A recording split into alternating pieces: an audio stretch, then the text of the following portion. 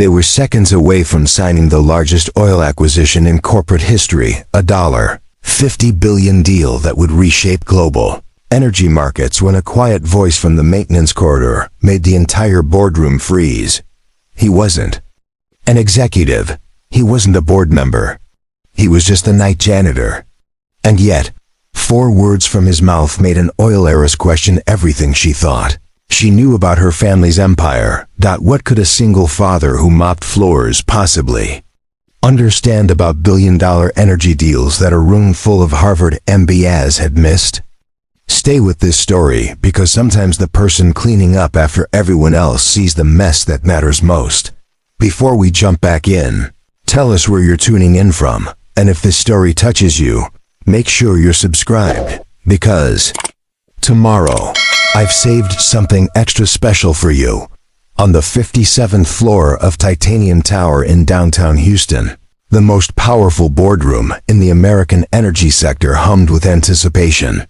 The morning sun cast long shadows through floor-to-ceiling windows that overlooked a sprawling metropolis built on oil, ambition, and the kind of wealth that moved mountains and changed nations. Today, those windows would witness history in the making. Aria Lencourt stood at the head of the obsidian conference table, her presence commanding every inch of the room. At 34, she was the youngest CEO in Apex Energy Corporation's 90-year history, inheriting both the crown and the burden of America's third-largest oil empire. Her tailored navy blazer and platinum jewelry spoke of old money, but her sharp green eyes burned with the hunger of someone who had fought for every ounce of respect in a world that still questioned whether a woman belonged in the oil business. Acquisition documents spread before her represented the culmination of 18 months of negotiations. Meridian Offshore Holdings, with its vast network of deepwater drilling platforms across the Gulf of Mexico, would finally belong to Apex, $50 billion. The largest energy acquisition in a decade. The kind of deal that would cement her legacy and silence every whisper about whether she was truly worthy of her family name. The final environmental impact assessments came in this morning, announced her chief financial officer, adjusting his wire-rimmed glasses as he slid a tablet across the polished surface. Everything checks out. The regulatory approvals are confirmed. We're ready to proceed. Around the table, 12 board members nodded in unanimous agreement. These were men who had built empires on calculated risks, who understood that, in the energy business, hesitation meant watching competitors seize opportunities worth billions. The press waited downstairs. Investors had already begun celebrating. Stock prices had surged in anticipation, but it was Victor Heiress who commanded attention as he rose from his seat beside Aria. Tall, silver-haired, and possessed of the kind of understated confidence that came from 3 decades in high-stakes corporate law. Victor had been more than Aria's legal counsel. He had been her mentor, her most trusted advisor, and for the past 6 months, something more. Their engagement had been announced quietly, professionally, but everyone in the room understood the implications. This wasn't just a merger of companies. It was the union of 2 of the most influential families in Texas energy. Ladies and gentlemen, Victor's voice carried the smooth authority of a man who had negotiated deals worth hundreds of billions. We stand on the threshold of creating the most dominant energy corporation in the Western Hemisphere. This acquisition will give Apex control of 47% of Gulf deepwater production capacity. He gestured toward the holographic display that materialized above the table, showing a 3-dimensional map of drilling platforms, pipelines, and refineries. That would soon all fall under the Apex umbrella. The technology was cutting edge, the data stunning in its scope. The synergies are unprecedented, Victor continued, his presentation polished and compelling. Meridian's offshore expertise combined with our inland production and refining capabilities will create efficiencies that will drive profit margins beyond anything our competitors can match. Aria felt the familiar surge of adrenaline that came with moments of triumph. This was what she had been born for, trained for, what she had sacrificed everything to achieve. The skeptics who whispered that she was just riding out her grandfather's legacy would finally be silenced. The acquisition would prove that Aria Lencourt was not merely inheriting power, but expanding it. She reached for the fountain pen that had signed every major Apex contract for 3 generations. Her grandfather had used it to secure the company's first major oil leases in East Texas. Her father had used it to negotiate the partnerships that made Apex a global player. Now it would write the next chapter of the family empire. The room fell silent as she positioned the pen above the signature line. Cameras clicked softly as corporate photographers captured what would become a historic moment. The weight of $50 billion, of thousands of jobs, of America's energy future, seemed to settle on the tip of that pen. And then, from the maintenance corridor that ran along the eastern wall of the boardroom, a voice cut through the silence like a blade. Through silk. "Don't sign that contract, ma'am." Every head turned. Every conversation stopped. The very air in the room seemed to crystallize around those 5 words, spoken not by a board member or legal advisor or industry expert, but by a man in a dark blue maintenance uniform who stood beside a custodial cart in the doorway. Aria's pen froze an inch above the paper. She had never seen the man before, though something in his steady brown eyes suggested a depth of experience that seemed at odds with the mop in his hands. He was perhaps 40, with graying temples and the kind of weathered face that spoke of years spent in harsh conditions. His name tag read simply Damien R. "Excuse me."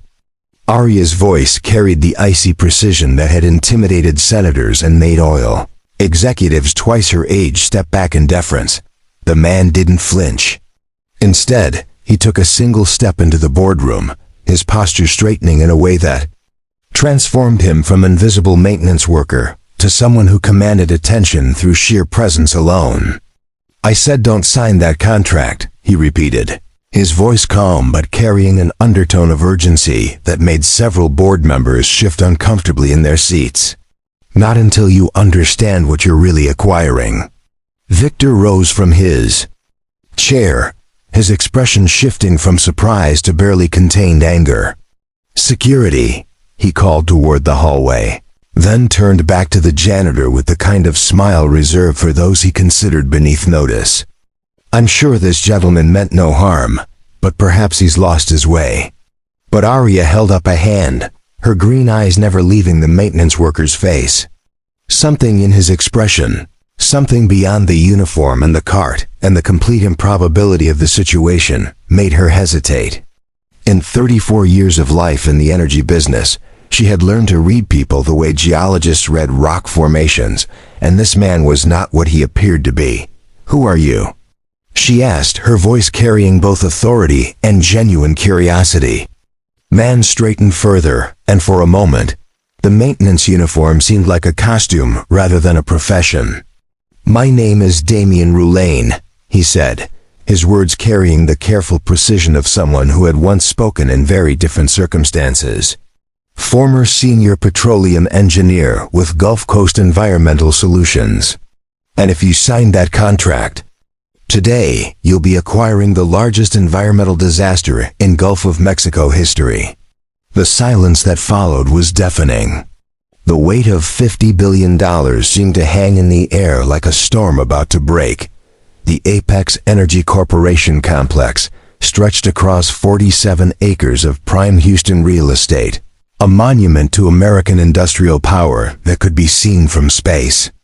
Titanium Tower, its crown jewel, pierced the Texas sky like a silver needle, its reflective surface designed to catch and hold the light of both sunrise and sunset, a symbol of the company's dominance over the energy cycle that powered half the continent.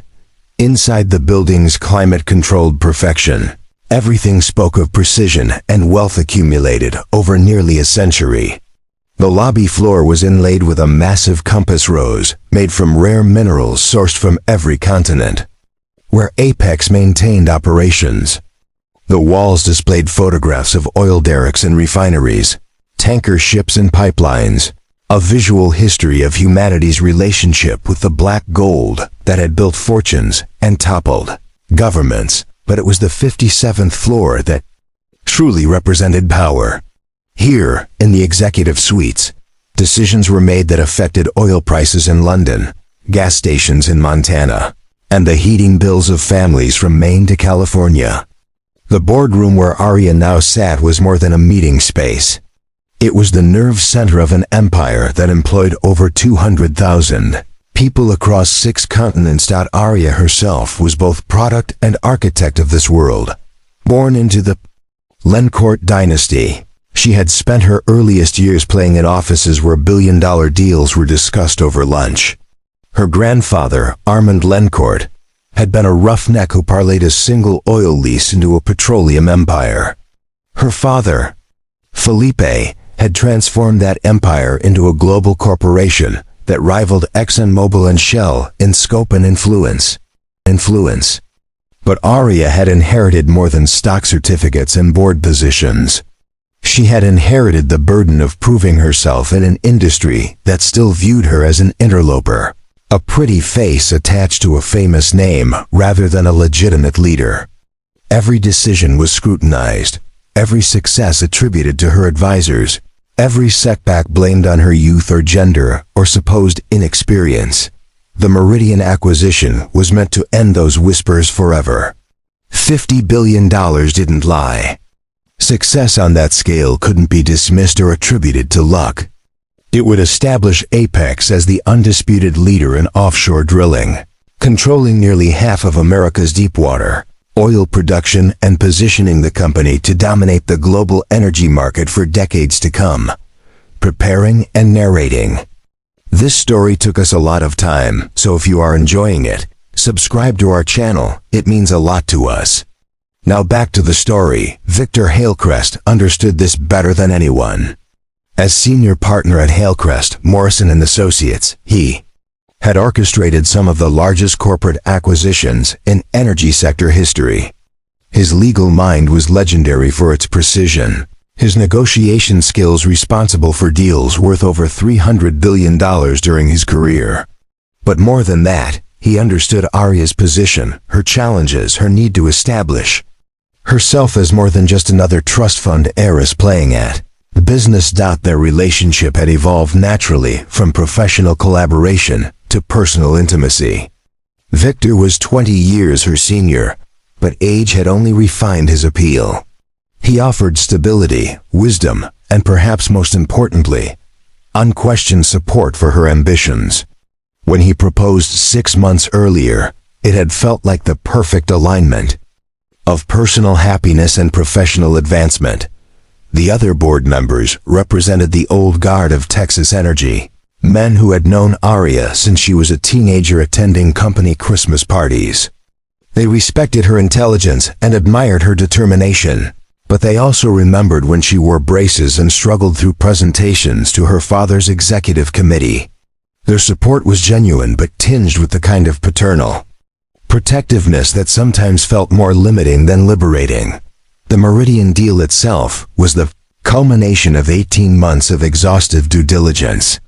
Meridian Offshore Holdings controlled 17 deepwater drilling platforms in the Gulf of Mexico, each capable of extracting millions of barrels of oil from reserves thousands of feet beneath the ocean floor. Their technology was cutting edge, their safety record exemplary, their production capacity exactly what Apex needed to maintain its competitive edge against international competitors. The environmental assessments had been thorough. Teams of scientists and engineers had spent months analyzing every aspect of Meridian's operations, from water quality impacts to marine life protection protocols. The regulatory approvals had required navigation through a maze of federal agencies, state authorities, and international oversight bodies. Every box had been checked, every question answered, every concern addressed. Or so everyone believed. The $50 billion price tag represented fair market value plus a premium that reflected Meridian's strategic importance.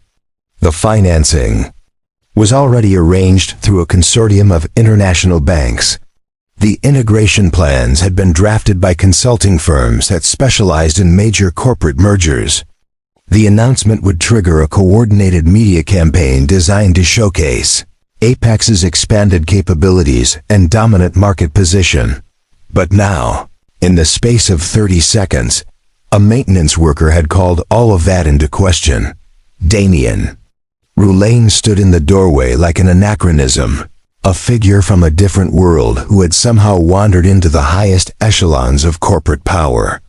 His uniform was clean but worn, his hands calloused from years of physical labor, his presence utterly at odds with the marble floors and hand-tailored suits that surrounded him, yet something in his bearing suggested he had not always cleaned buildings for a living. The way he held himself, the precision of his speech, the complete lack of deference in the face of overwhelming authority, all pointed to a man who had once operated in very different circumstances. The accusation he had just made was impossible to ignore, even if its source seemed laughable. Environmental disaster, the largest in Gulf of Mexico history. Words that could destroy not just the Meridian acquisition, but Apex's entire reputation, its stock price, its future. Around the table, 12 of the most powerful people in American energy sat frozen, unsure whether they were witnessing the intervention of a whistleblower or the delusions of a deranged maintenance worker. The signed contracts that would have made history lay untouched, the fountain pen still hovering in Arya's grip like a sword that had been raised but not yet brought down. In the space between heartbeats, between breaths, between the moment when everything seemed certain and the moment when everything became questionable, the future of a $50 billion empire hung in the balance. And at the center of it all, a man with a mop was about to change everything. The silence in the boardroom stretched like a wire under tension, threatening to snap at any moment. Arya's grip on the fountain pen tightened as she studied the man who had just accused her of preparing to sign away $50 billion for an environmental catastrophe.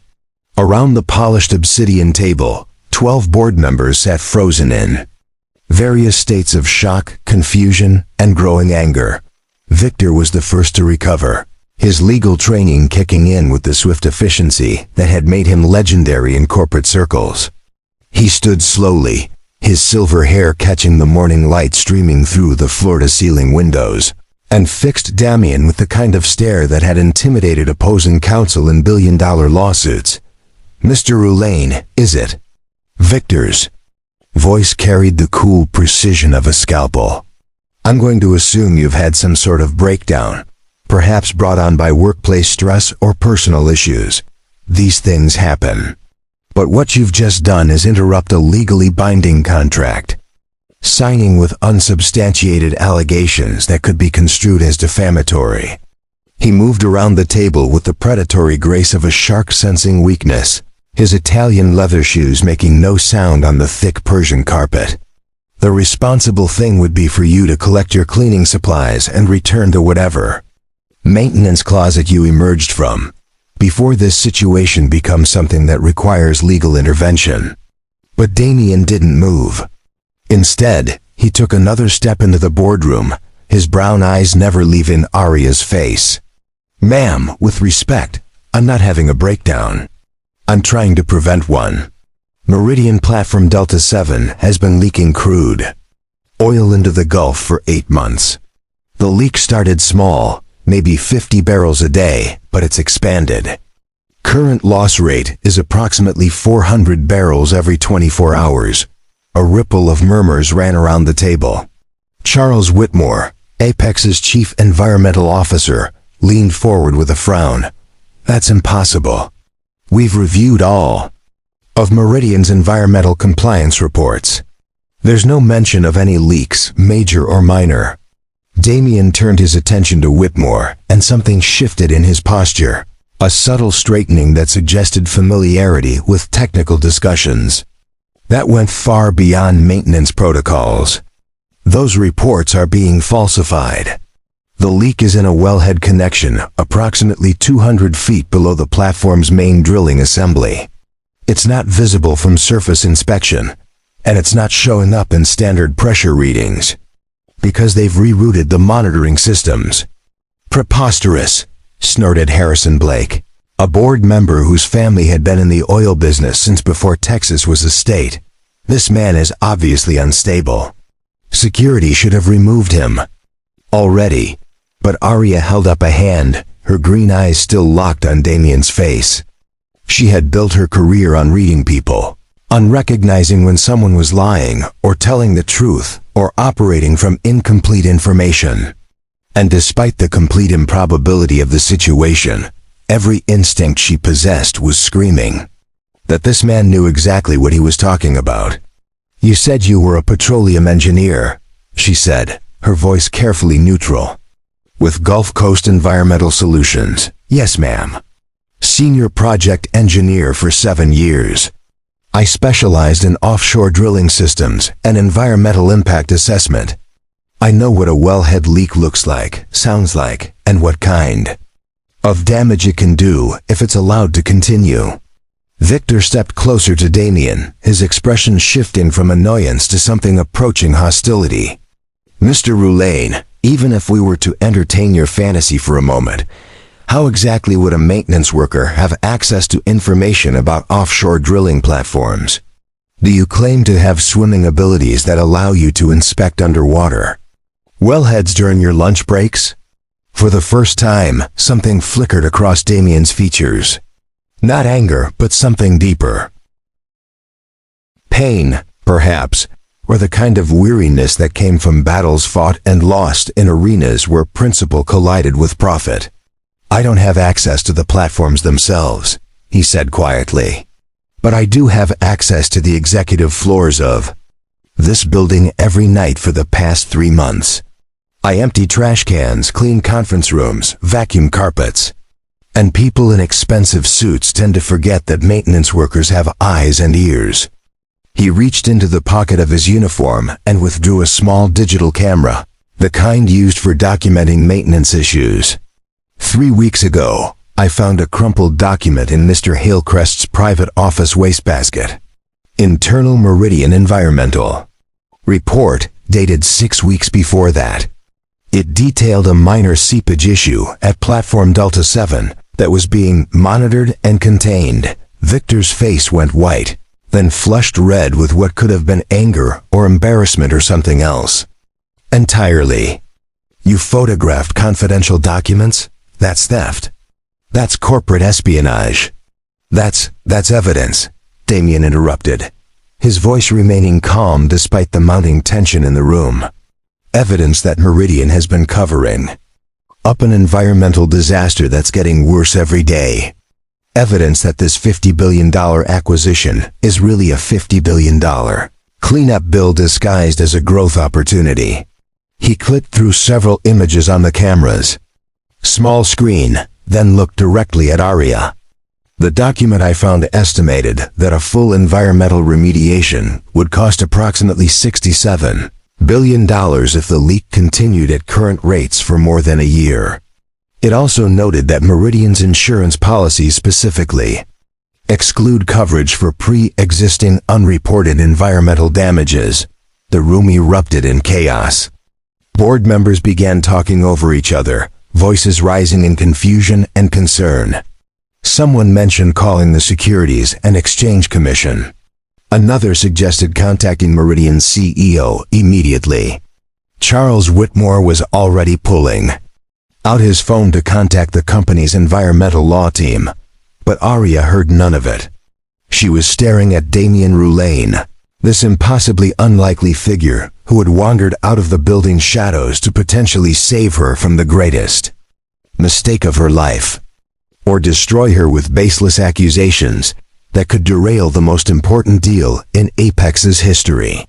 "Show me," she said, her voice cutting through the chaos like a blade. The room fell silent. "Show me what you found." Damien held out the camera, his movements careful and deliberate. As Arya took the device, their fingers brushed for just a moment, and she felt the calluses that spoke of hard physical labor mixed with something else. Scars, perhaps, from work in environments where mistakes could be lethal. The camera's screen displayed a photograph of a document that looked genuine. Meridian Offshore Holdings letterhead, technical language that seemed consistent with environmental reporting protocols, and most damning of all, handwritten notes in the margins that appeared to discuss concealment strategies rather than containment solutions. This could be fabricated, Victor said, but his voice lacked conviction. His legal mind was already calculating the implications, the potential liabilities, the nightmare scenario of acquiring a company whose primary asset was an environmental catastrophe waiting to explode into headlines and lawsuits. It could be, Damien agreed, but it's not. And in approximately 72 hours, when the current weather system moves through the Gulf, the increased wave action is going to put enough stress on that wellhead to turn a 400 barrel per day leak into something that makes the Exxon Valdez look like a minor inconvenience. Aria looked up from the camera screen, her mind racing through implications that stretched far beyond financial considerations. Environmental disasters destroyed more than balance sheets. They destroyed lives, ecosystems, entire regional economies. They destroyed reputations and legacies, and everything that generations of her family had built. Why? She asked, the question hanging in the air like incense. Why are you telling me this? Damien's expression softened slightly, revealing something human beneath the determined exterior. Because somebody should know the truth before they make a decision that can't be undone. And because I've seen what happens when good people convince themselves that ignoring a problem will make it go away. The fountain pen fell from Aria's fingers, clattering onto the obsidian table surface with a sound like breaking glass. Around the room, $50 billion in contracts lay unsigned, their pages suddenly seeming less like opportunity and more like evidence in a case that hadn't yet been filed. In the space of 10 minutes, everything had changed. The question now was whether Damien Rouleau was a guardian angel or a saboteur, whether his evidence was salvation or destruction, whether the biggest decision of Aria's life would be signing the contract or walking away from it entirely. Outside the tower's windows, the Houston skyline continued its eternal dance with the sun, indifferent to the human dramas playing out in the rarefied air of the 57th floor. But inside the boardroom, time seemed to have stopped, balanced on the edge of a truth that could reshape not just Apex Energy Corporation, but the entire American energy sector. And at the center of it all, a man with a mop had just declared war on a $50 billion lie. Before Damien Rouleau ever stood in a billionaire's boardroom, with cleaning supplies in one hand and explosive truth in the other, he had walked a very different path. 7 years earlier, he had been the kind of petroleum engineer that oil companies fought to recruit, the rare combination of technical brilliance and environmental conscience that could navigate the complex challenges of deep water drilling while maintaining the highest safety standards. His office at Gulf Coast Environmental Solutions had overlooked the port of Houston, where massive tankers carried the fruits of his expertise to markets around the world. The walls were covered with certifications, awards, and photographs from drilling platforms where his innovations had increased efficiency while reducing environmental impact. Dr. Damien Rouleau, Ph.D. in petroleum engineering from Texas A&M, licensed professional engineer, and one of the youngest experts ever certified for deep water drilling systems analysis. But expertise, Damien learned, was only valuable as long as it aligned with corporate priorities. The project that destroyed his career had started like any other. Triton Energy Corporation, one of the major independents operating in the Gulf, had contracted Gulf Coast Environmental to assess the long-term viability of their aging offshore platforms. It was routine work, the kind of technical analysis that Damien had performed dozens of times. Inspect the infrastructure, evaluate the environmental systems, provide recommendations for continued operation or decommissioning. Platform Echo 12 had been operating for 23 years, pumping oil from reserves deep beneath the Gulf of Mexico. On paper, it was a success story, a testament to American engineering and the kind of technological prowess that made deep-water drilling possible. But when Damien descended in the dive bell to inspect the underwater components, he found something that made his blood run cold. The wellhead casing was cracked. Not obviously, not in a way that would show up in routine pressure tests or surface inspections. But there, 200 feet below the surface, metal fatigue had created hairline fractures that were allowing crude oil to seep into the surrounding water.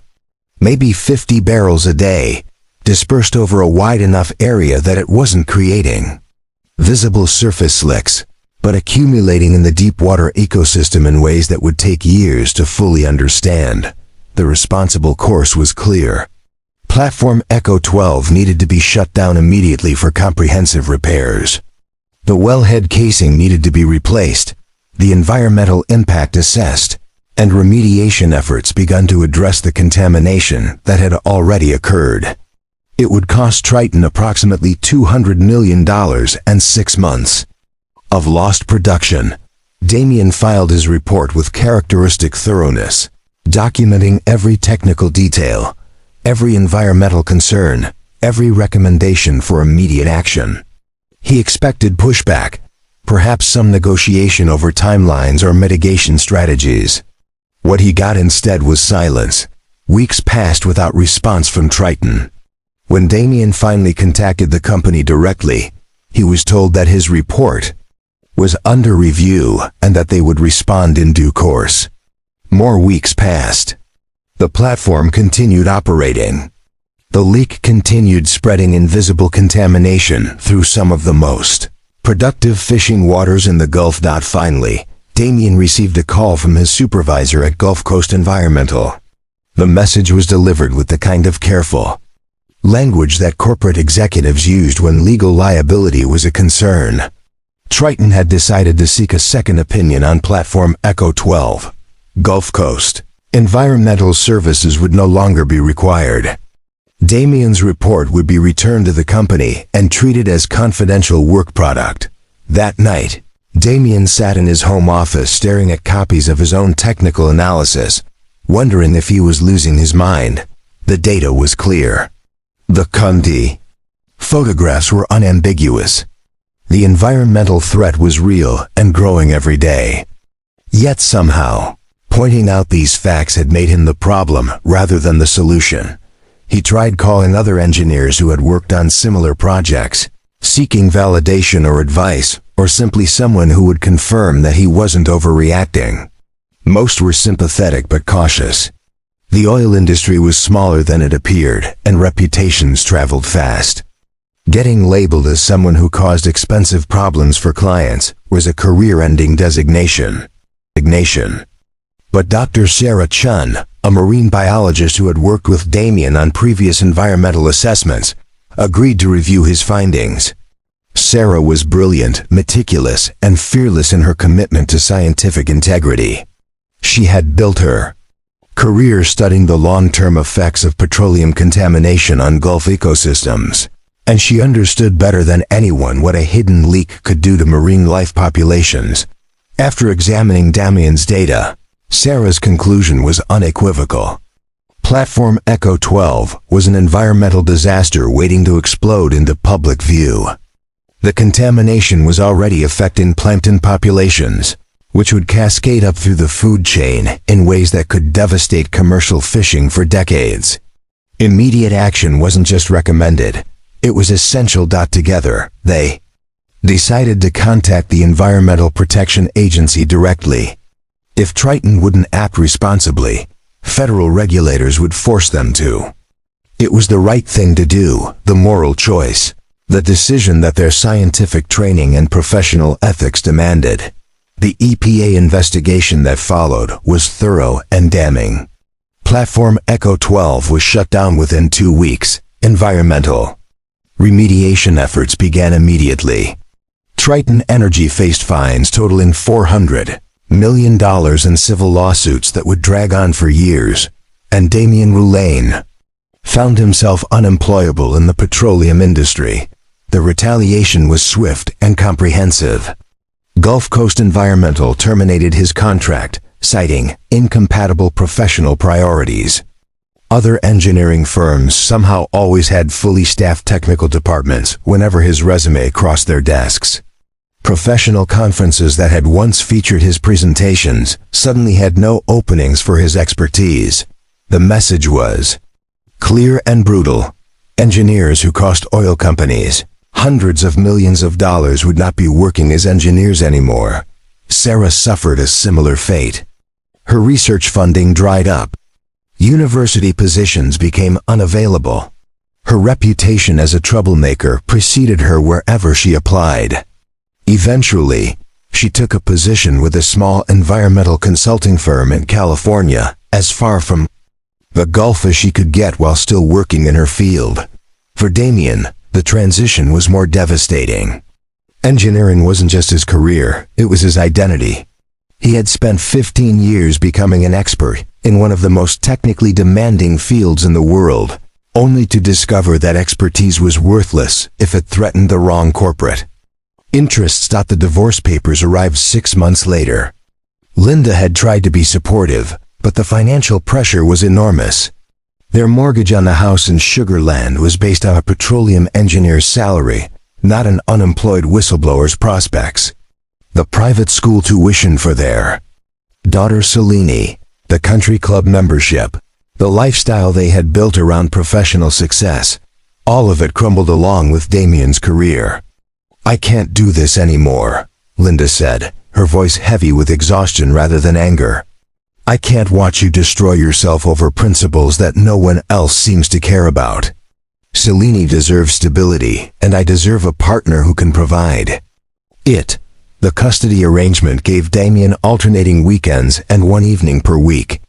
It wasn't enough time with his daughter, but it was what the court determined was appropriate for someone whose employment situation was unstable and unpredictable. Selene was 12 then, old enough to understand that her family was falling apart but too young to grasp the complex forces that had torn it apart. She asked the kinds of questions that broke her father's heart. Why couldn't he just find another engineering job? Why did doing the right thing have to cost them everything? Why couldn't he just apologize and go back to the way things were before? Damien tried to explain about integrity, about responsibility, about the importance of protecting the environment, even when it was expensive or inconvenient. But how do you tell a 12-year-old that her father's principles had cost her the only home she had ever known? The jobs that followed were a steady descent down the economic ladder. Consulting work dried up when his reputation preceded him. Technical positions in other industries required certifications he didn't have and experience he couldn't demonstrate. Eventually, he found himself accepting whatever employment was available, each position a little further from his training, a little closer to the kind of work that paid by the hour rather than the year. Maintenance work at Titanium Tower represented a strange kind of full circle. Every night, he cleaned the offices of people who made the kinds of decisions he used to influence. He emptied the trash cans of executives who determined environmental policy for billions of dollars in oil operations. He vacuumed the carpets. In conference rooms where deals were struck that could affect the entire Gulf ecosystem. It should have been humiliating, and sometimes it was, but it was also educational. Invisible in his maintenance uniform, Damien observed the inner workings of corporate power from a perspective he had never possessed as a highly paid consultant. He saw how decisions were really made, how environmental concerns were weighed against profit margins, how inconvenient truths were managed and contained, and sometimes, late at night when the 57th floor was empty except for the cleaning crew, he found documents in wastebaskets that told stories the public would never hear. Now, standing in Apex Energy's boardroom with the most powerful people in American oil staring at him in shock, Damien felt the weight of every choice that had brought him to this moment. He could walk away, finish his shift, collect his paycheck, and let someone else worry about Meridian Platform, Delta 7. He could protect the quiet life he had built from the wreckage of his former existence, or he could do what he had always done. When confronted with evidence of environmental disaster, tell the truth and accept the consequences, no matter how devastating they might be. The decision had been made the moment he saw that first document in Victor Hillcrest's wastebasket. Everything that followed was just the inevitable result of being the kind of man who couldn't stay silent when silence meant letting a disaster unfold in slow motion. Somewhere in Sugarland, Selene was getting ready for school, probably wondering why her father worked nights and lived in a studio apartment instead of the life they used to have. She deserved better than the collateral damage from his choices, but she also deserved to inherit a world where someone was willing to speak up when corporations tried to hide.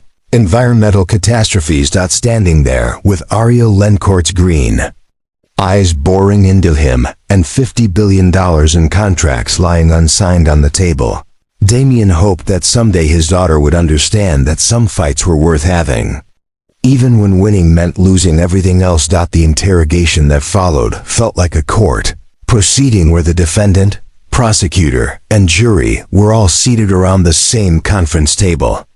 Arya had called for the boardroom to be sealed.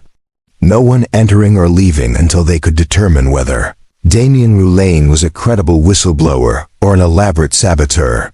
The contracts remained unsigned, $50 billion suspended in a state of quantum uncertainty, where everything and nothing was simultaneously true. Victor paced behind his chair with the restless energy of a caged predator. His silver hair catching the afternoon light that now streamed through the western windows of Titanium Tower. Every few minutes, he would stop and fix Damien with a stare that had reduced opposing counsel to stammering apologies, but the maintenance worker remained unmoved, answering questions with the patient precision of someone accustomed to explaining technical concepts to people who didn't want to understand them. "Let me understand your accusation," Victor said, his voice carrying the kind of prosecutorial tone that had made him legendary in energy sector litigation. "You claim that Meridian Offshore Holdings has concealed a significant oil leak for 8 months, falsified environmental compliance reports, and is essentially selling Apex Energy Corporation a $67 billion cleanup bill, disguised as a $50 billion asset acquisition." Damien nodded calmly.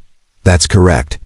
And your evidence for this extraordinary claim consists of a single document that you allegedly retrieved from my private office wastebasket, plus 6 weeks of additional observations, photographs of related documents, and technical analysis based on 7 years of experience with offshore drilling systems." Charles Whitmore, Apex's chief environmental officer, leaned forward with the kind of skeptical frown that had served him well in regulatory hearings. "Mr. Rouleau, even if we accept that you found this document, how do we know it's authentic? Corporate offices generate thousands of pages of preliminary reports, draft analyses, hypothetical scenarios. A single piece of paper doesn't constitute definitive proof of anything." Damien reached into his uniform pocket and withdrew what appeared to be a small notebook, the kind used by maintenance workers to document repairs and service calls. But when he opened it, the pages revealed something entirely different. Detailed technical drawings, pressure calculations, environmental impact projections, and photographs taken with telephoto equipment. 3 weeks ago, I started documenting everything I could find related to the Meridian acquisition, he said, his voice maintaining the same calm precision despite the mounting tension in the room. Not just documents from wastebaskets, but patterns in meeting schedules, changes in executive behavior, communications that seemed designed to avoid creating permanent records. He flipped through several pages, each covered in handwriting that demonstrated a level of technical sophistication that seemed impossible for someone whose job description involved emptying trash cans and mopping floors. "For example," Damien continued, pointing to a series of calculations, "Meridian's reported oil production from platform Delta 7 has been declining at a rate of approximately 2% per month for the past 6 months. But their public financial filings show consistent production levels. The difference suggests they're supplementing reported production with stored reserves to maintain the illusion of operational efficiency. Heiress and Blake, whose family fortune was built on Texas oil, snorted with derision. This is absurd. We're supposed to believe that a janitor has conducted a more thorough due diligence analysis than teams of investment bankers, environmental consultants, and regulatory specialists. But Arya was studying the notebook pages with growing fascination. The technical drawings were too sophisticated to be fabricated, the calculations too precise to be guesswork. More troubling, several of the document fragments photographed in the notebook bore Meridian letterhead and executive signatures that she recognized from months of acquisition negotiations. "Mr. Roulaine," she said, her voice carefully neutral, "you mentioned additional observations. What exactly have you been observing?" Damien turned to a section of the notebook that contained what appeared to be surveillance photographs taken with a long-range lens. The images showed men in business suits meeting in locations that seemed deliberately remote. A parking garage, a marina, a construction site. 2 weeks ago, Victor met with Meridian CEO Jonathan Blackwood at a private club in Galveston, Damien said, indicating a photograph that clearly showed both men at a table overlooking the Gulf. The meeting wasn't on either of their official calendars. It lasted 3 hours. The next day, Meridian's environmental compliance officer resigned, citing personal reasons. Victor's face went white, then flushed red with what could have been anger or panic or both. This is stalking. This is harassment. This man has been following me, photographing me, violating my privacy in ways that are probably criminal. "I work night shifts," Damien replied evenly. "I see a lot of things that happen after normal business hours, including late-night document shredding sessions in your office and emergency conference calls with Meridian executives about containment strategies that had nothing to do with oil drilling." The room erupted in chaos. Board members began talking over each other, voices rising with confusion and concern. Someone mentioned calling the FBI. Another suggested contacting Meridian immediately to demand an explanation. Charles Whitmore was already speed-dialing his contacts at the Environmental Protection Agency. But through the noise, Arya heard something that made her blood run cold. Her phone was buzzing with incoming text messages, and the preview screen showed alerts from financial news services. Stock prices, trading suspensions, something about Meridian offshore holdings, and unconfirmed reports of environmental violations. "Stop," she said, her voice cutting through the chaos like a blade. The room fell silent.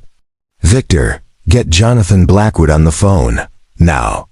Victor hesitated, and in that hesitation, Arya saw something she had never seen before in the man who had been her mentor, advisor, and fiancé: fear. "Arya, this isn't the right approach," he said, his voice carrying a pleading undertone that seemed utterly foreign to his usual confident demeanor. "We need to handle this through proper legal channels. Accusations of this magnitude require careful investigation, not panic reactions based on the ravings of a maintenance worker." But Arya was already dialing Meridian's corporate headquarters herself. The call went through to Jonathan Blackwood's executive assistant, who informed her that Mr. Blackwood was unavailable, traveling overseas on urgent business, and could not be reached for comment on any matters related to ongoing corporate negotiations.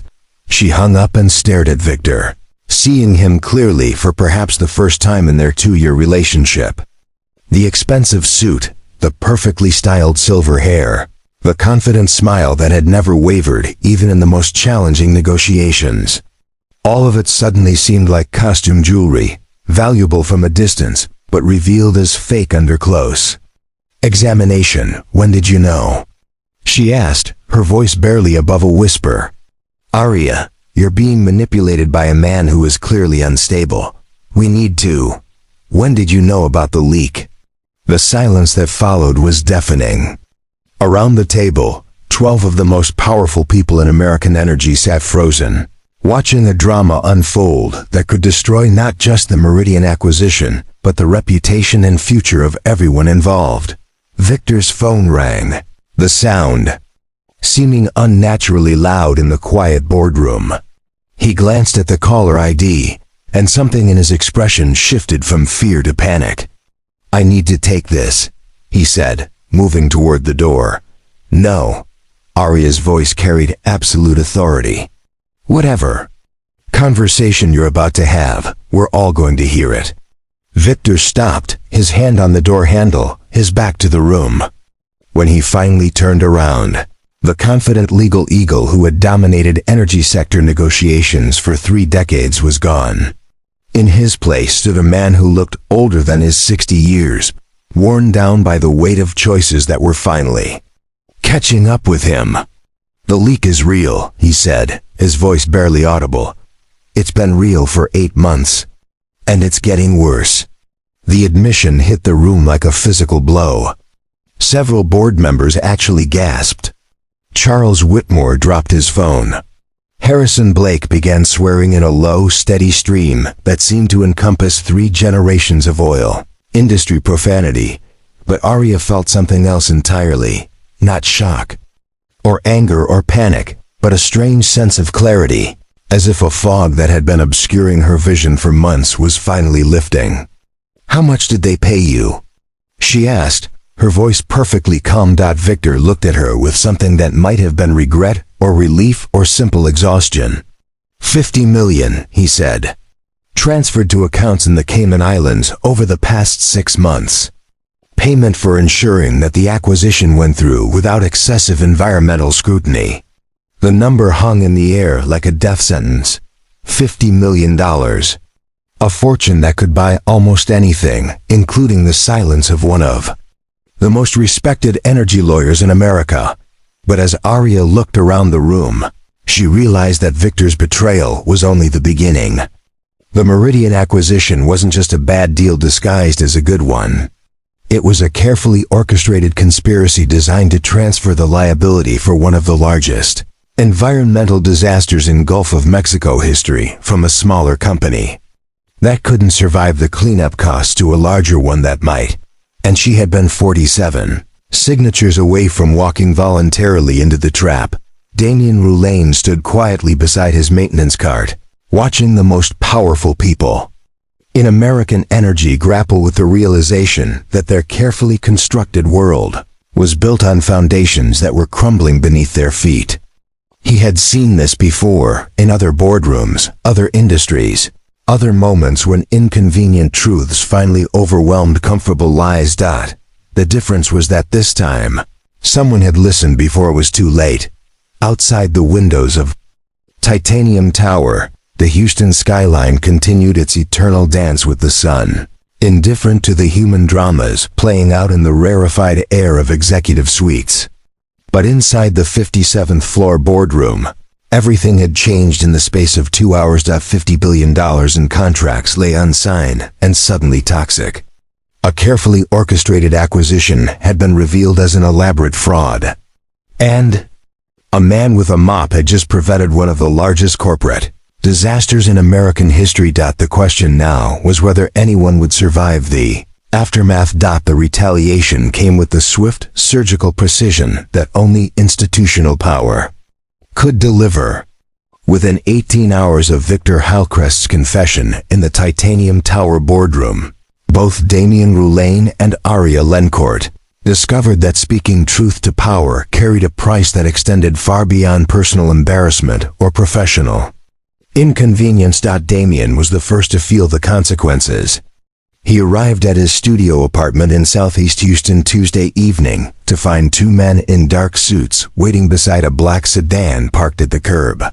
They weren't police officers, though they carried themselves with the kind of authority that made neighbors retreat behind curtains and pretend not to notice whatever was happening on their quiet residential street. "Mr. Rouleau," the taller man said, his voice carrying the flat professional tone of someone accustomed to delivering unpleasant news. "I'm Agent Morrison, FBI, Financial Crimes Division. This is Agent Rodriguez." We need to discuss your recent activities at Apex Energy Corporation. The investigation that followed was thorough and devastating. Federal agents seized Damien's computer, his camera, his maintenance notebook, and every document he had accumulated during his months of documenting the Meridian conspiracy. The search warrant was comprehensive, covering everything from potential corporate espionage to violation of federal computer fraud statutes. Taking photographs of confidential corporate documents constitutes theft of trade secrets under federal law, Agent Morrison explained as his partner inventoried Damien's possessions. Accessing areas of corporate facilities without proper authorization violates the Computer Fraud and Abuse Act.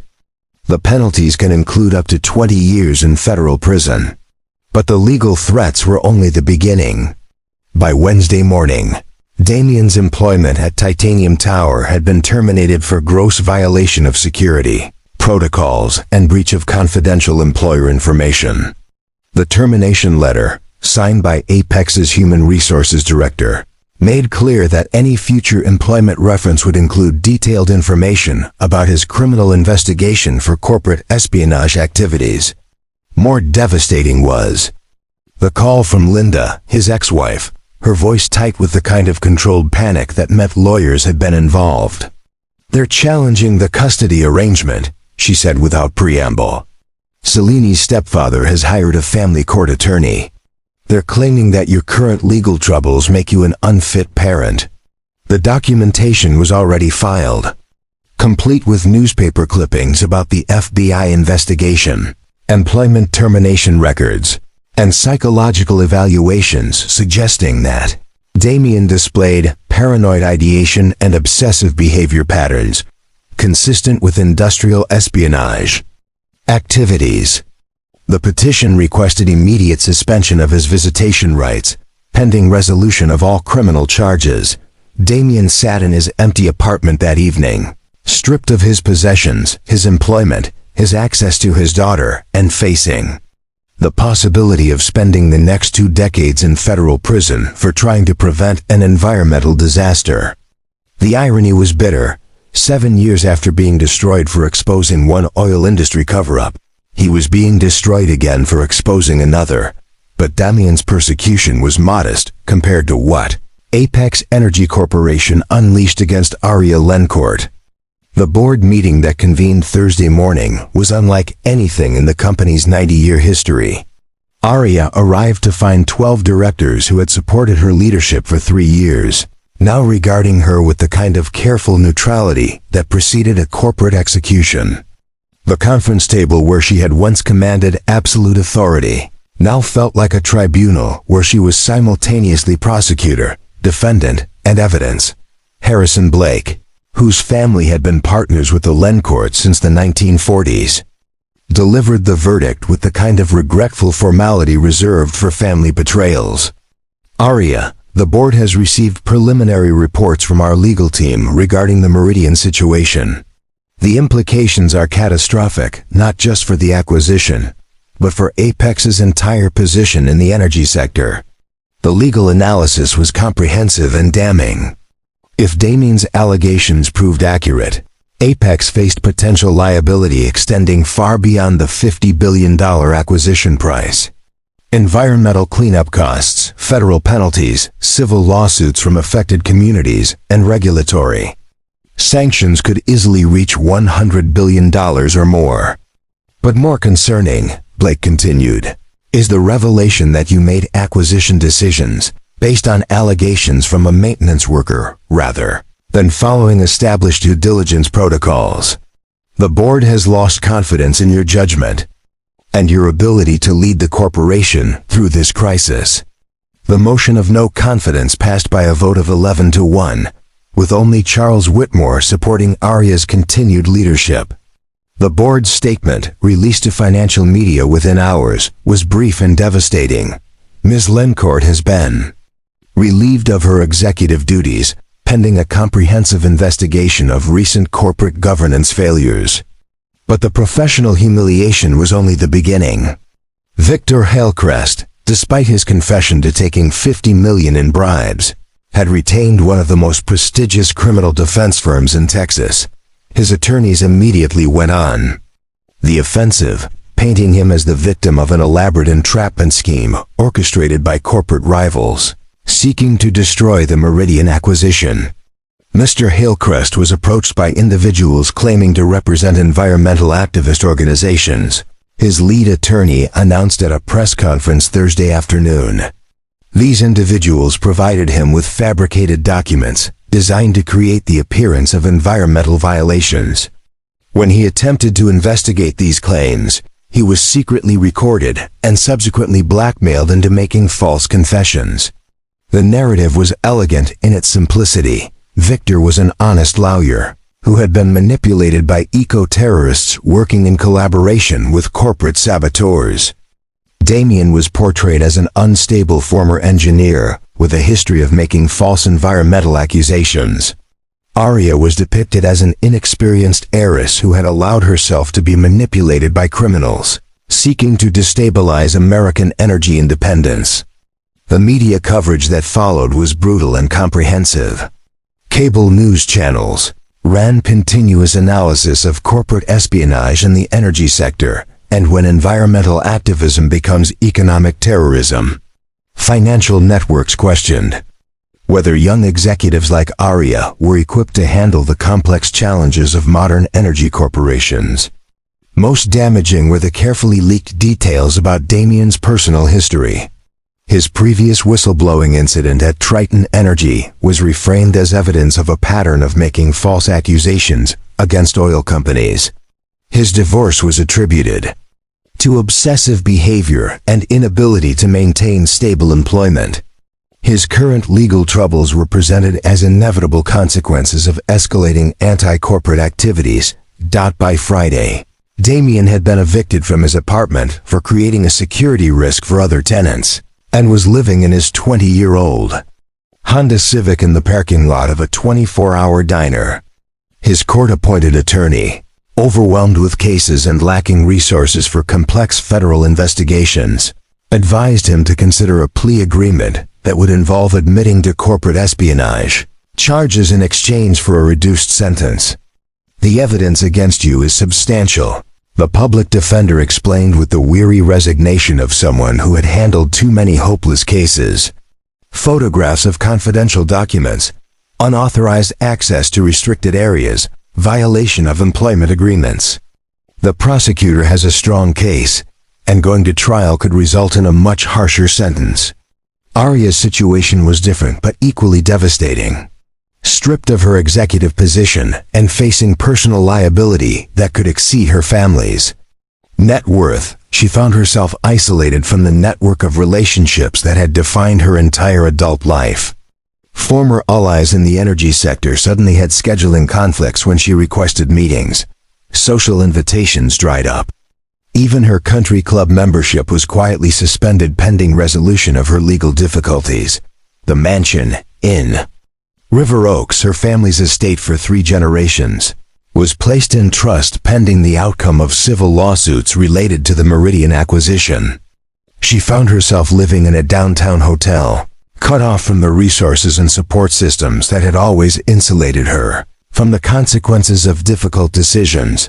But perhaps most painful was the discovery that many people she had considered friends and allies were actively participating in her destruction. Former board members gave interviews questioning her competence and stability. Business associates distanced themselves from what they characterized as her reckless decision-making.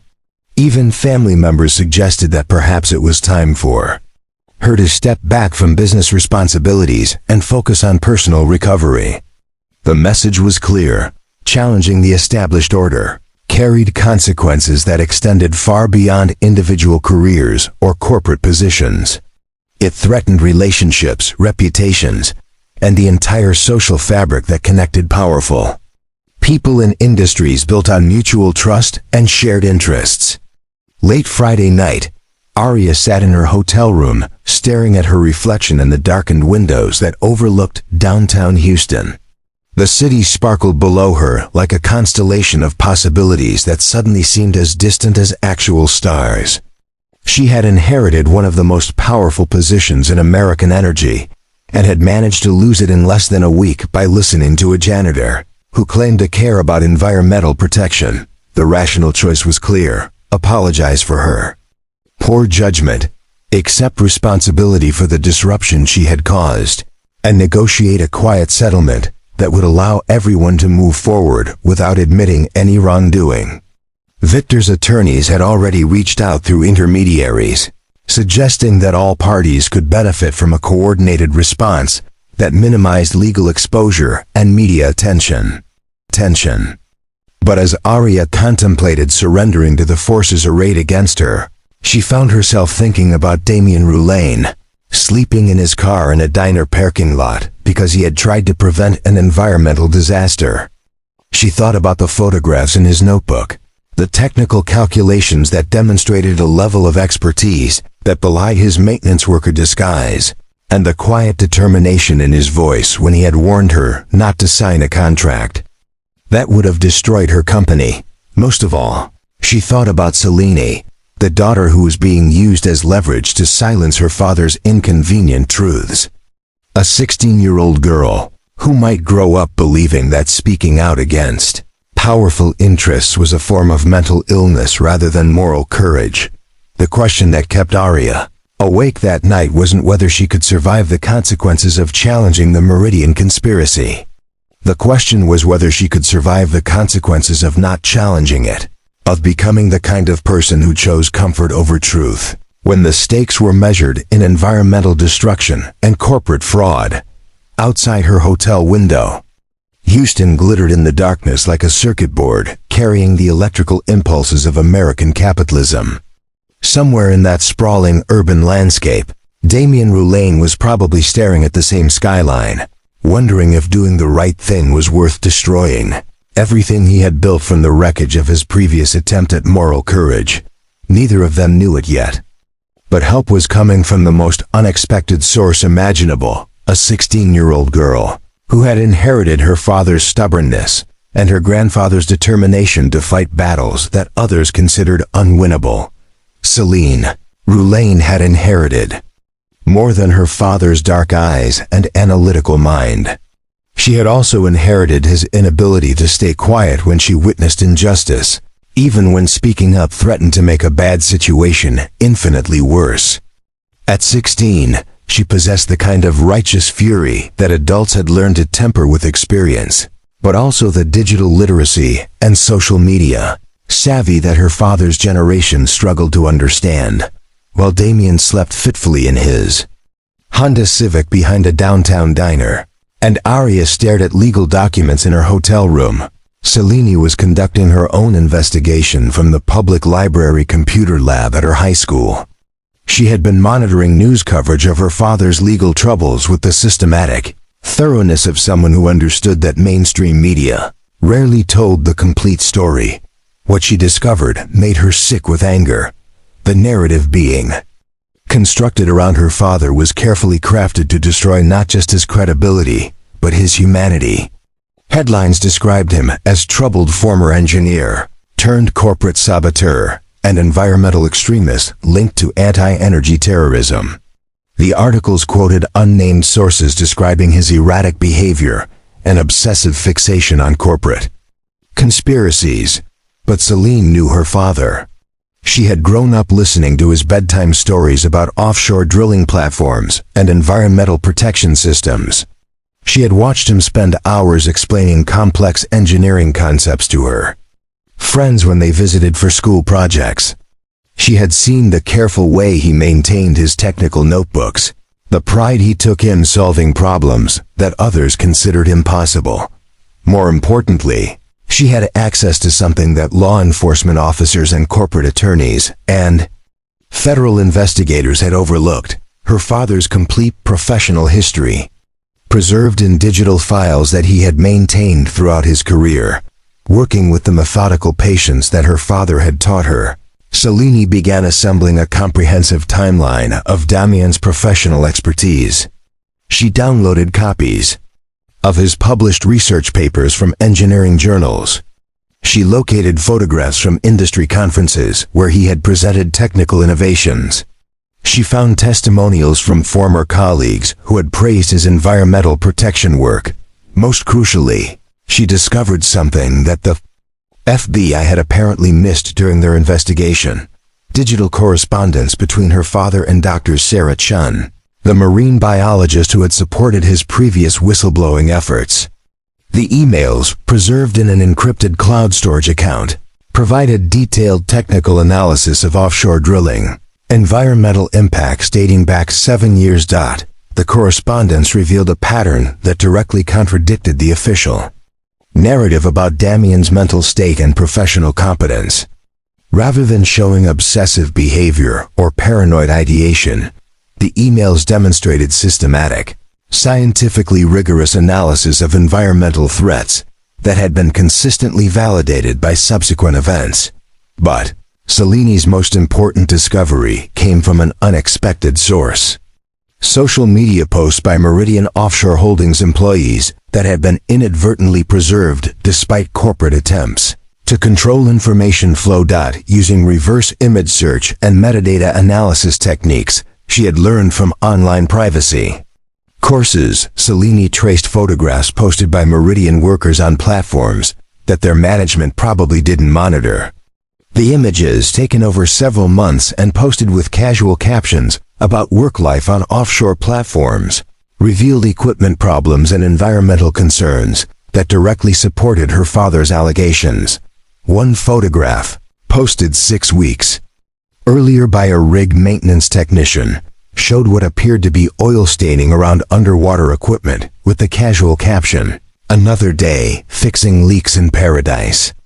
The image metadata indicated it had been taken at platform Delta 7, the exact location her father had identified as the source of environmental contamination. Working through the weekend, Cellini compiled her findings into a comprehensive digital presentation that combined her father's professional credentials, his technical analysis of the Meridian situation, and photographic evidence from multiple independent sources. The presentation was thorough, well-documented, and devastating to the carefully constructed narrative about corporate espionage and environmental extremism. But Cellini understood that having evidence and getting people to pay attention to evidence were entirely different challenges. The mainstream media was focused on the corporate espionage angle. Federal investigators were building their criminal case, and powerful interests were working systematically to discredit anyone who challenged the official story. What she needed was someone with the credibility and platform to force serious examination of the evidence she had assembled. Someone who couldn't be easily dismissed as a troubled teenager supporting her troubled father. That someone turned out to be Dr. Elena Draycott. Dr. Draycott was one of the most respected environmental scientists in America, a professor at Rice University whose research on Gulf of Mexico ecosystems had influenced federal environmental policy for 2 decades. She had testified before Congress about offshore drilling risks, consulted with international organizations about marine pollution, and published research that was cited by environmental lawyers around the world. More importantly for Cellini's purposes, Dr. Draycott had a reputation for intellectual courage that transcended political considerations. She had criticized both Democratic and Republican administrations when their environmental policies contradicted scientific evidence. She had challenged major oil companies when their safety protocols proved inadequate. She had also defended responsible energy development when environmental activists made scientifically unsupportable claims. Cellini sent her comprehensive presentation to Dr. Draycott on Sunday evening, along with a personal letter that she had written and rewritten a dozen times. Dr. Draycott, my father is being destroyed for trying to prevent an environmental disaster that could affect Gulf ecosystems for generations. I know that sounds like something an angry daughter would say to defend her father, but I have evidence that I think you should examine. Not because of who my father is, but because of what the evidence shows about what's happening in the Gulf right now. Dr. Draycott's response came Tuesday morning, brief and professional. Ms. Roulaine, I've reviewed your materials. Can you and your father meet with me Thursday afternoon? I have some questions about the technical analysis, and there are some people I think you should meet. The meeting that followed changed everything. Dr. Draycott's office at Rice University overlooked the Texas Medical Center, its windows providing a panoramic view of one of the largest concentrations of research institutions in America. The walls were lined with scientific journals, technical reports, and photographs from research expeditions to locations around the world where environmental protection intersected with economic development. But it was the other people in the office who made Celine realize that her digital presentation had accomplished more than she had dared to hope. Dr. Martinez was a former EPA regional administrator who now worked as an independent environmental consultant. His expertise in federal environmental law had made him a sought-after expert witness in cases involving major corporations and environmental violations. Dr. Thornwell was a petroleum engineer whose 40 years of offshore drilling experience included stints with major oil companies, regulatory agencies, and international environmental organizations. He had investigated some of the largest oil spills in history and had testified in congressional hearings about offshore drilling safety. Agent Susan Caraway was perhaps the most important person in the room. She worked for the FBI's Environmental Crimes Unit, a specialized division that investigated cases involving environmental violations, corporate fraud, and environmental terrorism. Unlike the agents who had arrested Damien, Agent Caraway's expertise was in distinguishing between legitimate environmental concerns and false accusations. Mr. Roulaine, Dr. Draycott began, your daughter has presented evidence that suggests serious environmental violations are being covered up through what appears to be an orchestrated campaign to discredit whistleblowers. Agent Caraway has reviewed the materials and believes there are grounds for a federal environmental crimes investigation. The technical review that followed was exhaustive and damning. Dr. Thornwell confirmed that Damien's engineering analysis was accurate and professionally competent. Dr. Martinez verified that the environmental concerns were legitimate and legally significant. Agent Caraway established that the evidence suggested a pattern of corporate fraud designed to conceal environmental violations. But perhaps most importantly, Dr. Draycott's independent analysis of water quality data from the Gulf revealed contamination patterns that directly supported Damien's allegations about Platform Delta 7. The contamination signature was subtle but unmistakable to experts who knew what to look for. Mr. Roulaine, Agent Caraway said, I believe you've been charged with the wrong crimes by agents who don't understand the difference between environmental protection and corporate espionage. I'm going to recommend that the charges against you be dropped and that a federal environmental crimes investigation be opened immediately. The reversal happened with stunning speed. By Thursday evening, federal prosecutors had quietly dropped all charges against Damien pending further investigation. By Friday morning, Meridian Offshore Holdings stock had been suspended from trading pending SEC investigation of environmental disclosure violations. By Friday afternoon, congressional committee chairs were announcing oversight hearings about offshore drilling safety and corporate environmental fraud. The narrative that had seemed so carefully constructed began unraveling with the same systematic precision that had created it. Media outlets that had portrayed Damien as an unstable corporate saboteur suddenly discovered that he was actually a respected environmental engineer with a track record of identifying serious safety problems. Legal experts who had dismissed his allegations as paranoid fantasies began acknowledging that his technical analysis was scientifically sound. Most importantly, other Meridian employees began coming forward with additional evidence of environmental cover-ups, safety violations, and corporate policies designed to conceal problems rather than solve them. The trickle of whistleblower reports became a flood as federal investigators offered protection to employees who had been afraid to speak out. But the most significant change was in public perception of Aria Lencourt.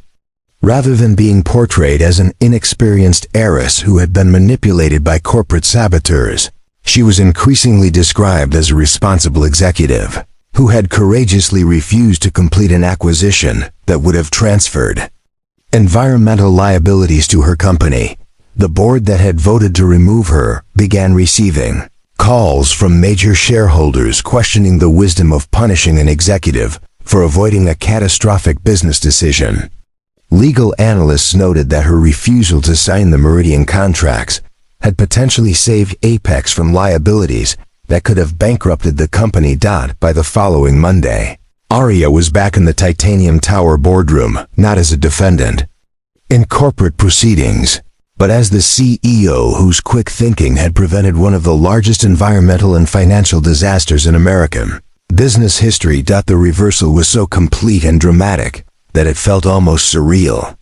But as Selene sat in Dr. Draycott's office, watching her father coordinate with federal investigators about the environmental crimes case, she realized that the real victory wasn't in the vindication or the restored reputations or the legal proceedings that would follow. The real victory was in proving that truth could still triumph over power, that evidence could still overcome propaganda, and that ordinary people could still force extraordinary institutions to acknowledge inconvenient realities. It had taken a teenager with a laptop to accomplish what teams of corporate lawyers and federal investigators had been unable or unwilling to do: look beyond the surface narrative to discover what was actually happening beneath the carefully constructed facade of corporate respectability. The congressional hearing that convened 3 weeks later would be remembered as one of the most explosive environmental investigations in American political history. The Senate Committee on Energy and Natural Resources had transformed its ornate hearing room into what resembled a war crimes tribunal, with witnesses, evidence, and documentation that would ultimately expose one of the largest environmental cover-ups in corporate America.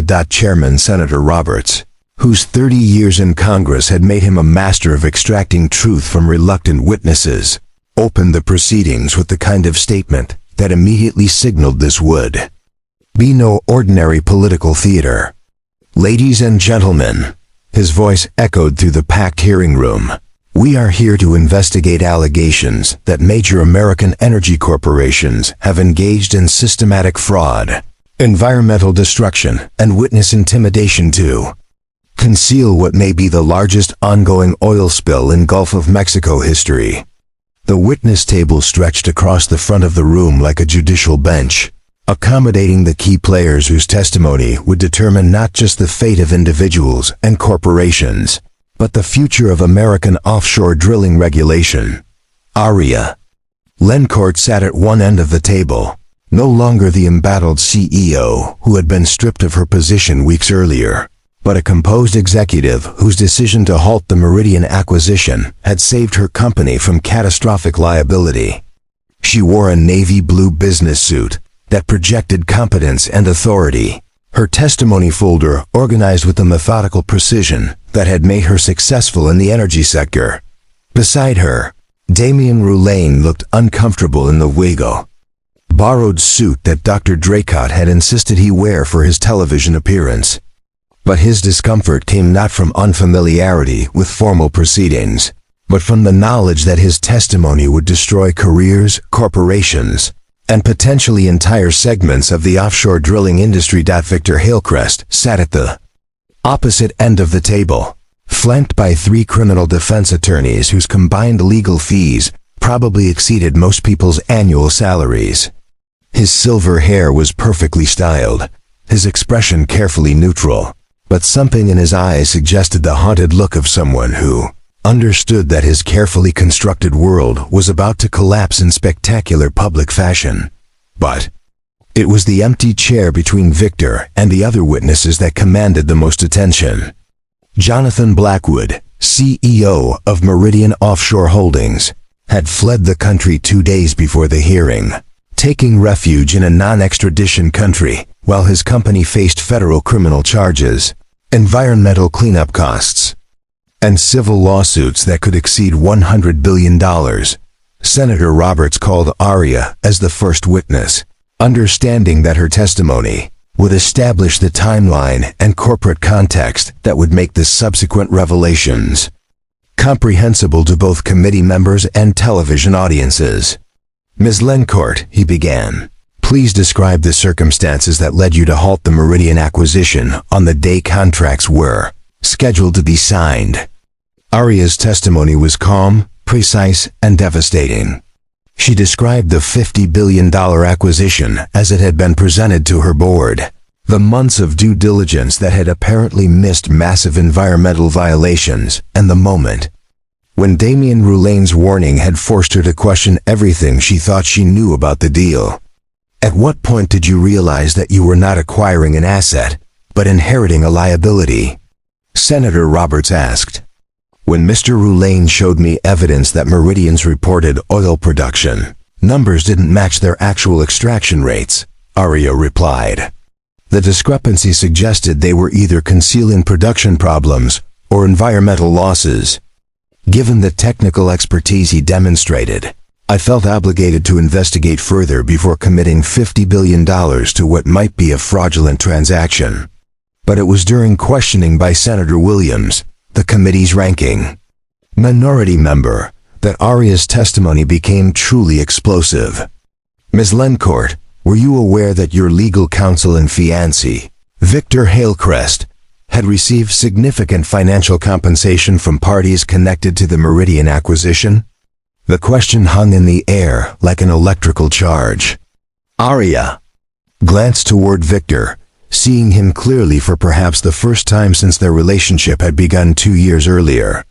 I learned during the boardroom confrontation that Mr. Heiress had received $50 million from offshore accounts connected to Meridian Holdings, she said, her voice remaining steady despite the personal betrayal the words represented.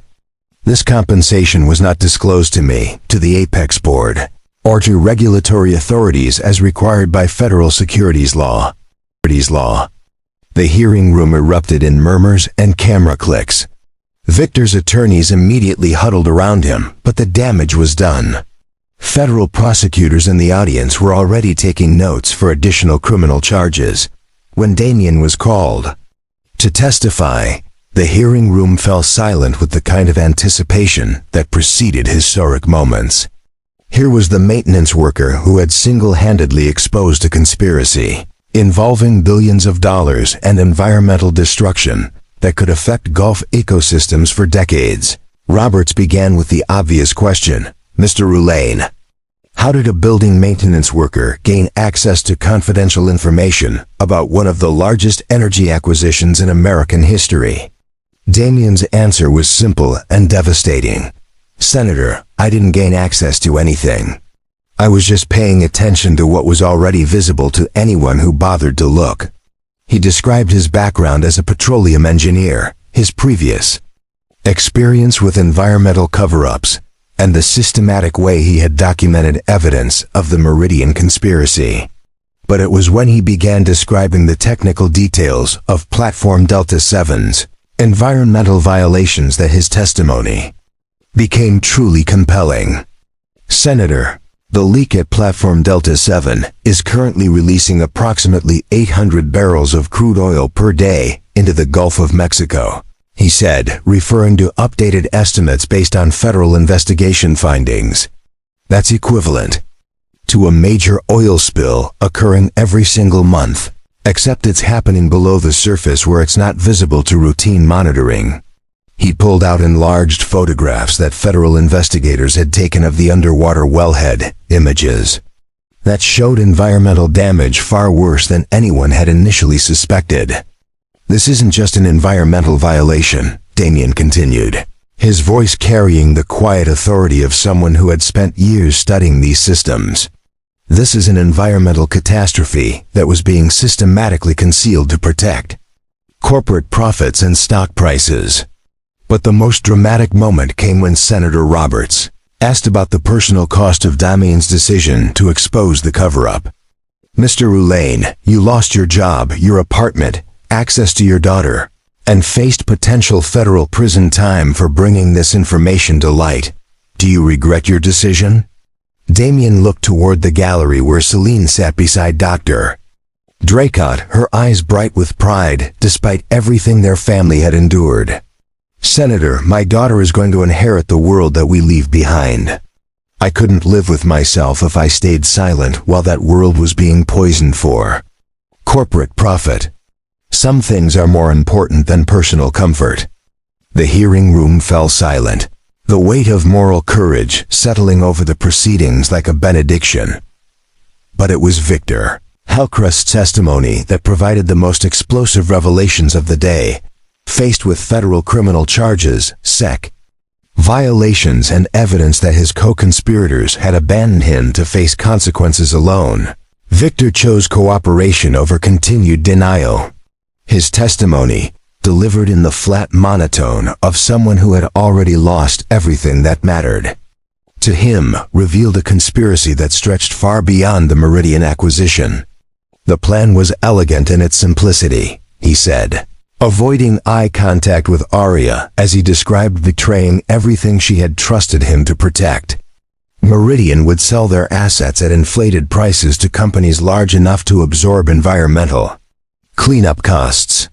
The acquiring companies would discover the environmental problems after the transactions were completed, when legal remedies would be limited and expensive.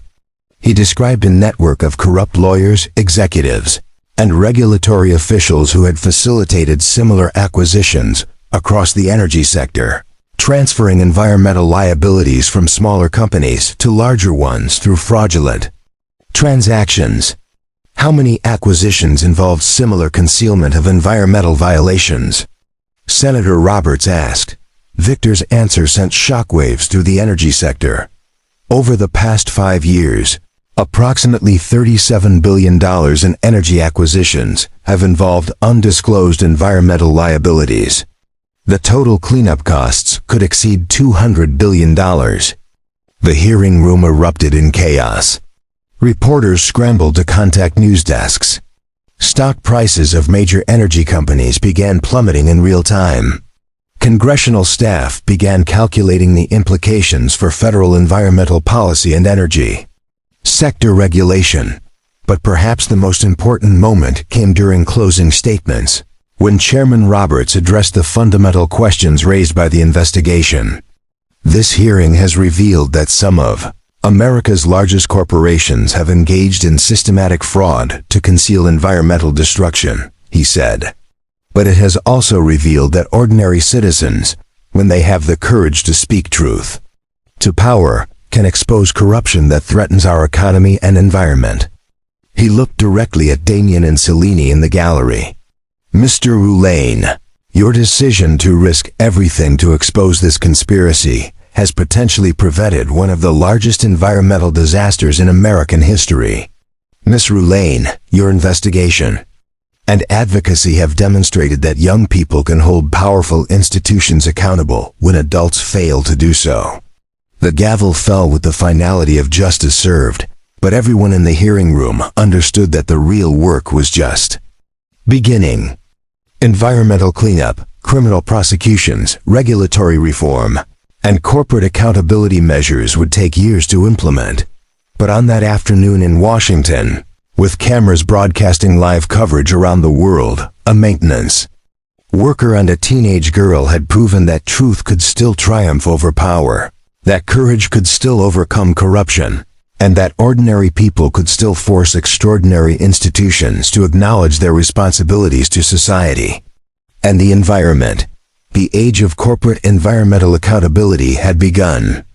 Sparked by a man with a mop who had refused to stay silent, when silence meant letting a disaster unfold in slow motion. The justice that followed the congressional hearing was swift, comprehensive, and unprecedented in the history of American corporate environmental crimes. Within 60 days of Victor Hillcrest's devastating testimony, federal prosecutors had secured indictments against 47 individuals connected to what media outlets were calling the Meridian Conspiracy. Victor himself received the harshest sentence, 18 years in federal prison for racketeering, environmental fraud, securities violations, and conspiracy to commit corporate espionage. The $50 million in bribes he had received was seized and redirected to Gulf of Mexico environmental restoration efforts. His law license was permanently revoked, and his assets were frozen pending civil litigation from damaged parties. But Victor's punishment was only the beginning.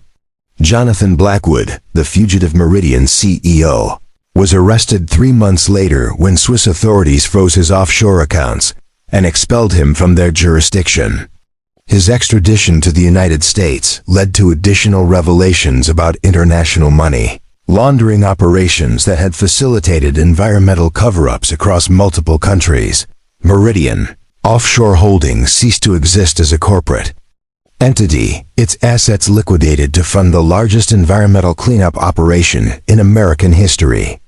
Platform Delta 7 and 6 other drilling installations were permanently shut down, their equipment salvaged, and their environmental damage systematically remediated using techniques that would become the gold standard for offshore restoration. Efforts. The Environmental Protection Agency, emboldened by congressional support and public outrage, implemented the most comprehensive offshore drilling regulations since the Clean Water Act. The new standards required real-time environmental monitoring, independent safety inspections, and financial guarantees that would cover potential cleanup costs before drilling permits could be approved. But perhaps the most significant consequence was the transformation of Apex Energy Corporation itself. Aria Lencourt returned to her position as CEO with a mandate from shareholders, board members, and regulators to rebuild the company around principles of environmental responsibility and corporate transparency. The $50 billion that would have been wasted on the Meridian acquisition was instead invested in renewable energy research, environmental protection technology, and community restoration programs throughout the Gulf Coast region. We learned that the most expensive deal you can make is the one that looks profitable until you understand its true costs. Aria announced at the company's annual shareholders meeting 6 months after the congressional hearing. Apex will never again prioritize short-term profits over long-term environmental responsibility. The commitment wasn't merely rhetorical. Under Aria's leadership, Apex became the first major American oil company to establish an independent environmental oversight board with authority to halt any project that posed unacceptable environmental risks. The board included marine biologists, environmental lawyers, and community representatives with power equal to traditional corporate directors. Damien Roulene's professional rehabilitation was even more dramatic. Dr. Elena Draycott recommended him for a senior position with the EPA's new Environmental Crimes Prevention Unit, where his expertise in detecting corporate environmental fraud became invaluable for preventing future conspiracies. His salary as a federal environmental investigator exceeded what he had earned as a private sector engineer.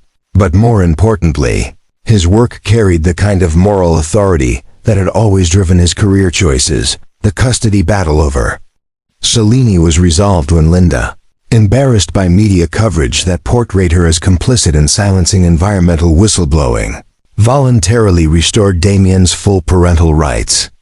Cellini chose to live with her father, partly because of his professional vindication, but mostly because she had learned that courage was more valuable than comfort. "Dad," she said on the evening when his federal appointment was announced, "I'm proud that you're my father. Not because of your new job, but because you never gave up on doing the right thing." Cellini's own role in exposing the conspiracy led to opportunities that surprised everyone, including herself. Her digital investigation techniques and social media analysis had impressed law enforcement professionals, leading to an internship with the FBI's Cybercrime Division while she completed high school. Major universities began recruiting her for computer science and environmental law programs, recognizing that her combination of technical skills and moral courage represented the future of environmental protection. The environmental cleanup itself became a model for international cooperation and technological innovation. Scientists from 12 countries collaborated on developing new methods for removing oil contamination from deep water ecosystems. The techniques pioneered in the Gulf of Mexico cleanup were subsequently applied to environmental restoration projects around the world, creating a new industry focused on repairing rather than merely preventing environmental damage. Community impact extended far beyond environmental restoration. The federal fines and asset seizures generated over $4 billion in compensation for Gulf Coast fishing communities, tourism businesses, and environmental organizations affected by the concealed oil spills.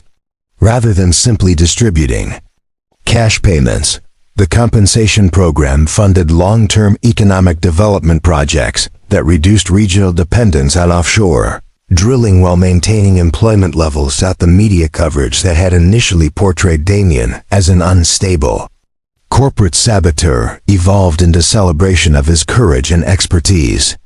Documentary filmmakers, book publishers, and environmental organizations saw his collaboration on projects designed to educate the public about corporate environmental accountability. But Damien consistently declined opportunities that would have made him wealthy or famous, preferring to focus on the systematic work of preventing future environmental crimes. "I'm not interested in being a celebrity," he told reporters who requested interviews about his transformation from janitor to environmental hero. "I'm interested in making sure that other people in similar situations know they can speak up without being destroyed for telling the truth." The legal precedents established by the Meridian prosecutions fundamentally changed corporate behavior.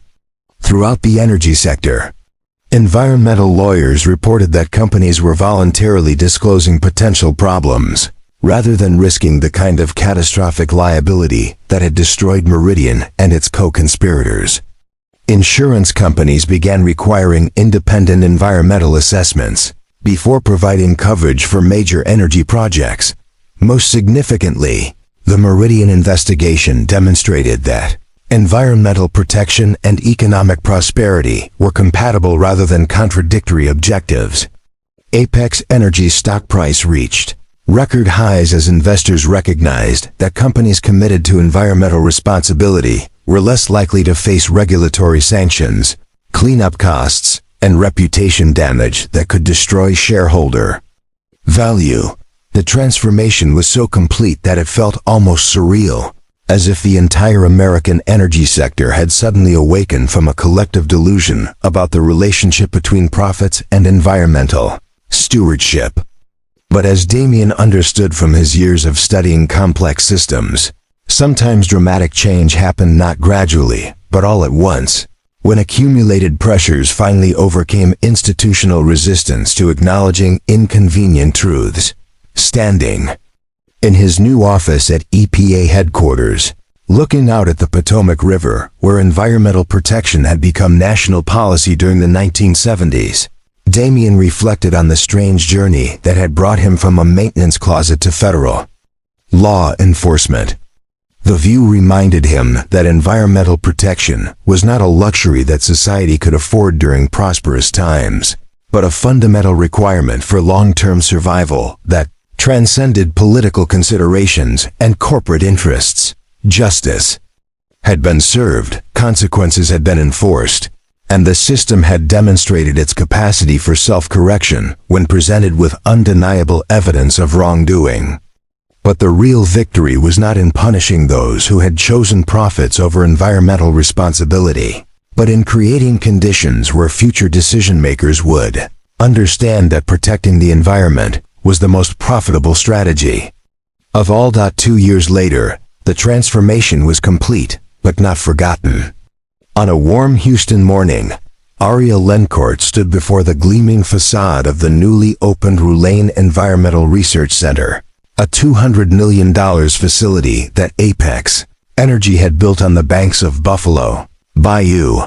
The building's solar panels and wind turbines generated more energy than it consumed, while its laboratories pioneered the kind of environmental protection technology that was becoming the new standard for American energy companies. The dedication ceremony was small and purposeful, attended by environmental scientists, federal regulators, and community leaders rather than the corporate executives and political figures who typically populated such events. Arya had learned that meaningful change happened not through grand gestures and media spectacles, but through patient work by people who understood that protecting the environment was ultimately about protecting human communities. Damien arrived with Celine, both wearing the kind of casual business attire that suggested comfort with their transformed circumstances, but lack of interest in displaying wealth or status. Celine, now 18 and headed to MIT in the fall to study environmental engineering, carried herself with the quiet confidence of someone who had learned early that individual courage could create systemic change. "Dad," she said as they walked toward the research center's entrance, "do you ever think about what would have happened if you hadn't spoken up that day?" Damien considered the question with the same systematic thoughtfulness he brought to technical problems. "I think about the 800 barrels of oil that were leaking into the Gulf every day, and how much worse it would have gotten if it had continued for another year or two. But mostly I think about you, and whether I would have been able to look at you knowing I had stayed silent when I could have prevented an environmental disaster." The research center's mission was simple but revolutionary: develop technologies and policies that made environmental protection profitable rather than expensive. The scientists and engineers working there understood that the most sustainable environmental policies were those that aligned corporate interests with ecological preservation, creating economic incentives for behavior that protected rather than damaged natural systems. Inside the center's main auditorium, Arya delivered remarks that would have been unthinkable from a major oil company CEO just 2 years earlier. "We've learned that environmental protection isn't a cost of doing business," she said to the assembled researchers and policymakers. "It's the foundation of sustainable business. Companies that damage the environment ultimately damage themselves, their shareholders, and their communities." But it was Damien's brief comments that captured the broader meaning of their shared experience. 2 years ago, I was cleaning office buildings because I had been blacklisted for trying to prevent environmental damage," he said, his voice carrying the quiet authority of someone who had survived institutional retaliation and emerged stronger.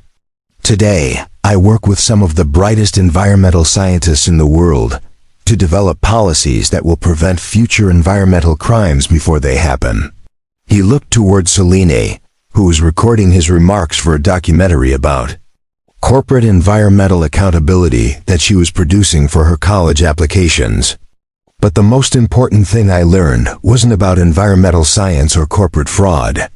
I learned that staying silent in the face of wrongdoing doesn't protect anyone, including yourself.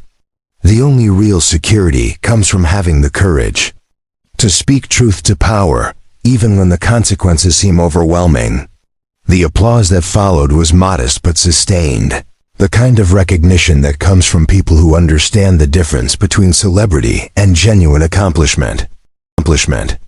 As the ceremony concluded and guests toured the research laboratories, Damien found himself standing beside Arya on the building's observation deck, looking out over the Houston skyline where so much of their story had unfolded.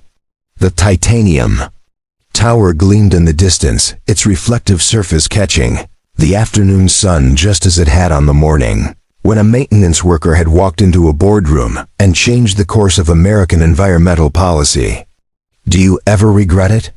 Arya asked, echoing her daughter's earlier question, but with a different emphasis. "Not just speaking up, but everything that followed?" Damien smiled, and for the first time in years, the expression reached his eyes. "I regret that it took so long for people to listen," he said. "But I don't regret trying to prevent an environmental disaster, even when it meant losing everything I thought was important."